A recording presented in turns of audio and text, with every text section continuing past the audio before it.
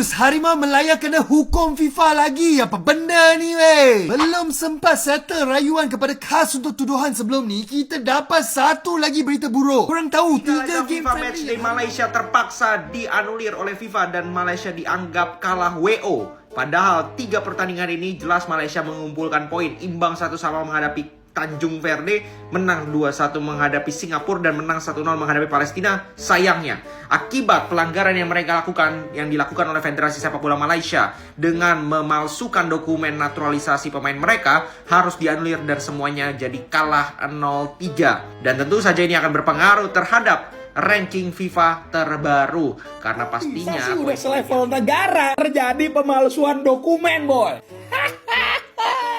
Astaga, dini hari dapat berita kocak begini, boy. Karena pasalnya Malaysia resmi dijatuhi hukuman oleh FIFA karena pemalsuan dokumen.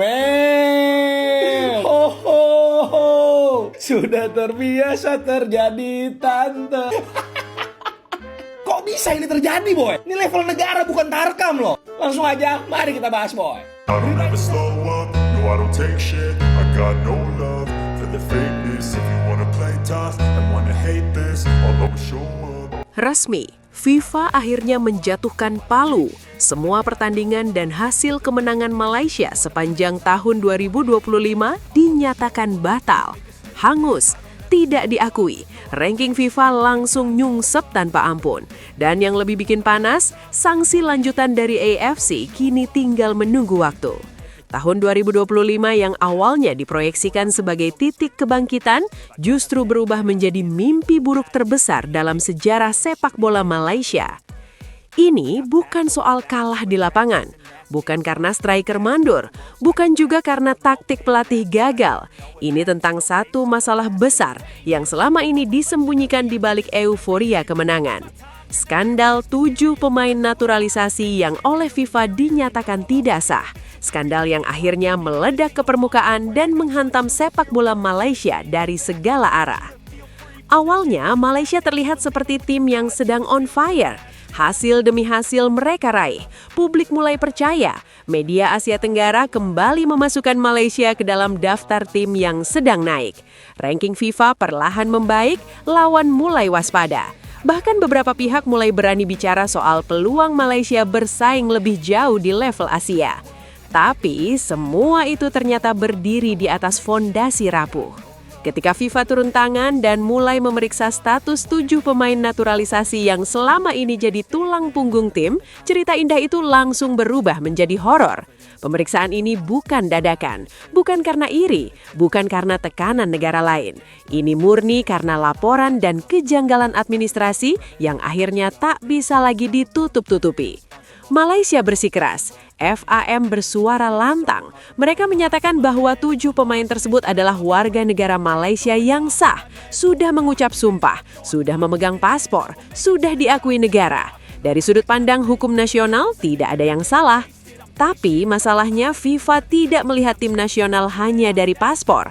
Bagi FIFA, bermain untuk tim nasional adalah soal asal-usul, garis keturunan, dan proses naturalisasi yang benar-benar sesuai dengan regulasi internasional. Dan disinilah benturan besar itu terjadi. Hukum negara bilang sah, FIFA bilang tidak memenuhi syarat. Setelah investigasi panjang dan mendalam, FIFA sampai pada satu kesimpulan yang sangat krusial. 7 pemain tersebut tidak memiliki bukti hubungan darah dengan Malaysia. Tidak ada orang tua, tidak ada kakek, tidak ada nenek, tidak satupun dokumen yang bisa membuktikan bahwa mereka atau leluhurnya lahir di Malaysia sesuai standar FIFA. Lebih parah lagi, FIFA menegaskan bahwa bukan hanya hubungan darah yang tidak terbukti, tapi juga proses naturalisasi yang dijalankan tidak memenuhi jalur yang diakui dalam regulasi sepak bola internasional. Ini bukan soal administrasi kecil, ini pelanggaran serius.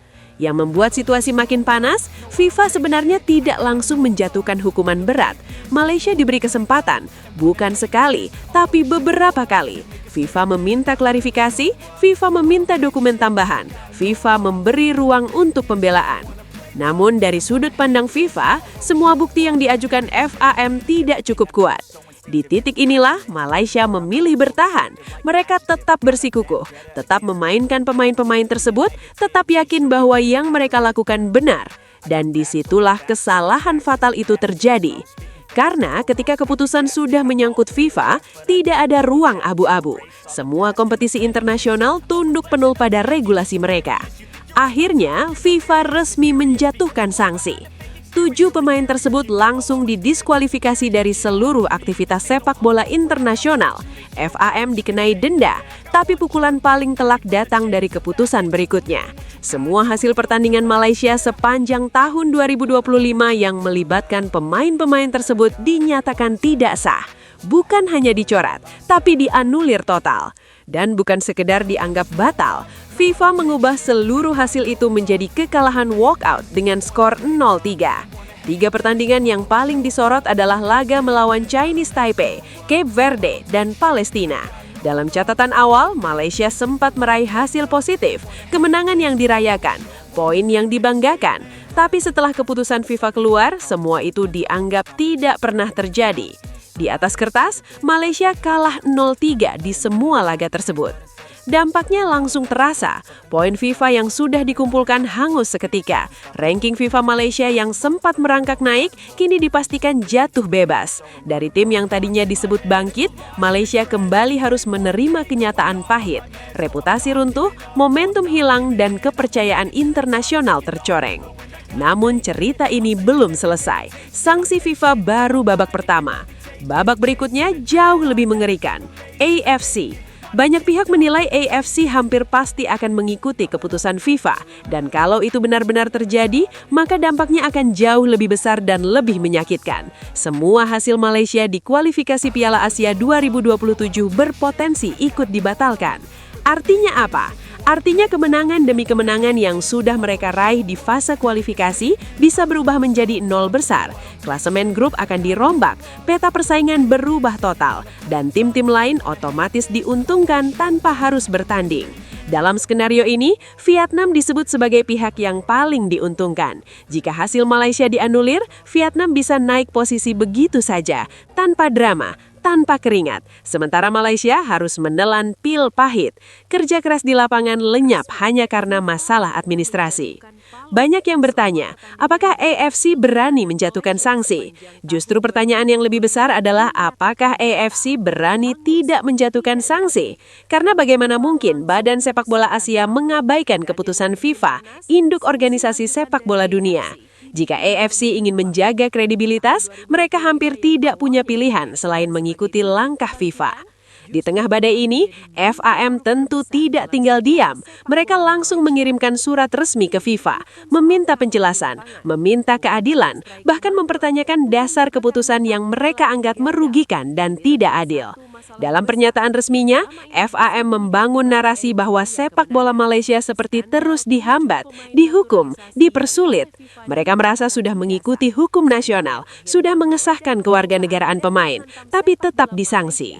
Dari sudut pandang mereka, ini bukan soal kecurangan, ini soal perbedaan sudut pandang antara hukum negara dan regulasi FIFA. Namun di sisi lain, banyak pengamat sepak bola Asia melihat kasus ini dengan kacamata yang jauh lebih dingin. FIFA bukan pertama kali menangani kasus naturalisasi bermasalah. Aturannya jelas, sebuah federasi tahu resikonya. Ketika proses dipaksakan, ketika dokumen tidak sepenuhnya memenuhi syarat, maka sanksi hanya tinggal menunggu waktu. Ironisnya, Malaysia merasa diperlakukan tidak adil, padahal dari luar akar masalahnya terlihat jelas. Keputusan untuk memaksakan naturalisasi tanpa fondasi yang kuat adalah perjudian, dan perjudian itu kini harus dibayar mahal. FIFA tidak menghukum tanpa alasan. Hukuman ini datang setelah peringatan, pemeriksaan, dan kesempatan klarifikasi yang panjang. Ini bukan keputusan emosional, ini keputusan regulatif. Sekarang sepak bola Malaysia berada di persimpangan jalan. Di satu sisi mereka ingin melawan, mengajukan banding, mencari keadilan lewat jalur hukum internasional. Di sisi lain mereka harus menghadapi kenyataan bahwa reputasi federasi sudah terlanjur rusak di mata dunia. Yang paling dirugikan siapa? Pemain, mereka bertanding jujur di lapangan, tapi hasilnya dihapus. Supporter, mereka berharap, mereka bermimpi, mereka percaya, tapi yang mereka terima justru penurunan peringkat dan peluang yang semakin menipis. Kasus ini menjadi pelajaran keras, bukan cuma untuk Malaysia, tapi untuk seluruh Asia Tenggara. Naturalisasi bukan jalan pintas tanpa resiko. Kalau prosesnya tidak rapi, tidak transparan, dan tidak sesuai aturan FIFA, maka cepat atau lambat hukuman akan datang. Sekarang tinggal satu pertanyaan besar. Apakah AFC benar-benar akan menjatuhkan sanksi lanjutan atau justru memilih jalan aman dan membuka preseden berbahaya? Apapun keputusannya nanti, satu hal sudah pasti. Tahun 2025 akan selalu dikenang sebagai tahun paling kelam dalam sejarah sepak bola Malaysia. Ya,